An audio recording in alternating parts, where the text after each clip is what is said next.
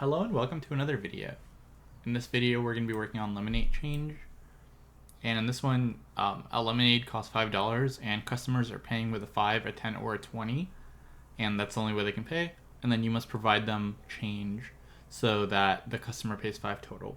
And you don't have any change and you're given an integer array of how much the customer pays, and you want to return yes or no if you can provide everyone change.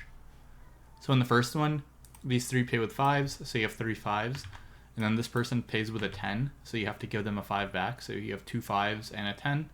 And then this person pays with 20, so you have to give them 15 back, which you have. Here, these 2 people pay with 5, so you have 2 5s.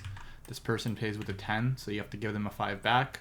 This person pays with a 10, so you have to give them a 5 back. And then this person pays with a 20, and you have to give them 15 back, but you don't have any 5s left, so you can't do it. So essentially, for this problem, you can just think about like how you would like normally give change to people, like what do you need and things like that. And so there's a pretty simple decision tree here. So we can kind of look at it, like all the ways they can pay. So let's just say they pay with a 5. Or let's just not draw a tree, but let's just say like they pay with a 5. So what do we have to do here? This one's pretty simple, right? We just keep the 5. And we can store some array of like how many 5s we have. They pay with a 10. We have to give them back. So this one's also pretty simple. You just check, do I have any 5s? If I do, I give them a 5, and then I keep the 10. So we're going to be storing the number of 5s we have and the number of 10s we have for each, like as we go. And the last one is they pay with a 20, and here we have a couple options. This is like the only relatively tricky, or not super tricky, but the only decision you really have here. So if they pay with a 20, we can either give them back 3 5s or 1 5 and 2 10s, right? 1 10, sorry. So these are the only decision, right? Like if they pay with a 20, we can either give them back 5 5 5 or 5 and 10. And so thinking about it, let's say you have a bunch of 5s and 10s. Like, is one better than the other? Does it matter? Do we have to try both and like just try all kinds of possibilities? Well, these are both worth the same, but having 5s gives you more flexibility, right? Because if someone pays you with a 10 and I have a bunch of 10s, I can't give them change. Also, if someone pays me with a 20 and I don't have any 5s, I can't give them change. So having 5s is always better than having 10s. So basically, you want to maximize the number of 5s you have because that's going to give you the most flexibility. So what we can do is when we have this decision, we're always going to greedily take this because we want to get rid of our 10s. Like think about if you just had like, you know, imagine you were selling something and you could pay people back in all kinds of currencies like pennies, nickels, and so on, and you would disregard convenience. It would be ideal to just have all your currency in pennies because then you can get change for anything. Where if you had some big bills, you might not be able to. Obviously, for convenience sake, that would be like not good, but as far as paying people back, that's the ideal way. So you want to keep the smallest denomination of currency that you can. And then notice also we don't have to keep track of the 20s we have because we're never paying anyone back in 20s. So all we have to do is keep track of 5s and 10s. And then when we have this choice for 20s, we're always going to take this choice. If we can't do this, then we'll try this. And if we can't do either of them, then we can just return false.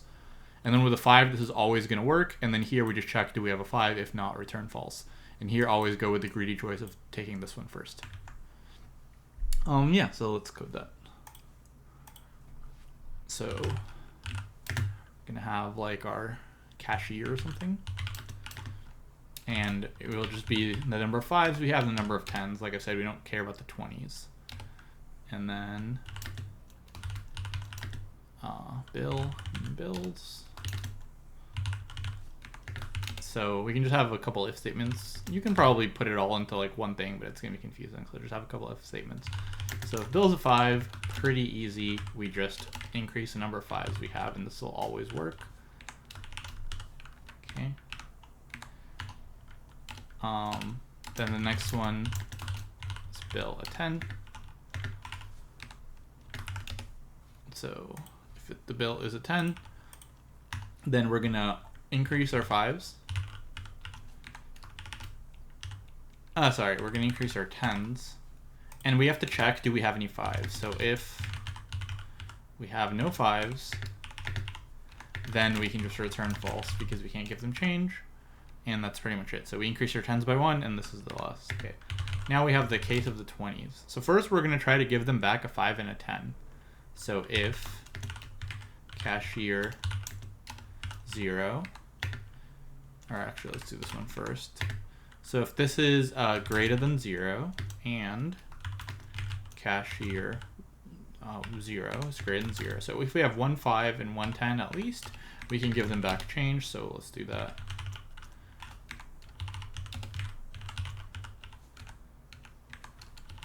Okay. And like I said, we don't care about how many 20s we have because we'll never use that for change. Then we have our other condition where if we have 3 5s, so if this is greater or equal to 3, we'll do this one. Otherwise, this is not possible, so we just return false. So this is like your conditions. This is like the pay with a 5, pay with a 10,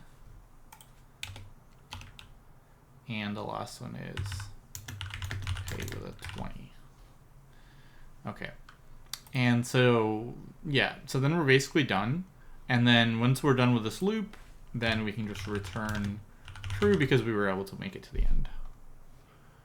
And yeah, like I said, the only tricky part is figuring out that for the 20 you have multiple cases and to always do the one that gives you the most 5s first. If you didn't think of that, then your decision tree would be kind of big because every time you have 20 you have 2 choices, and then you'd have to do some kind of like DP stuff, which is not necessary.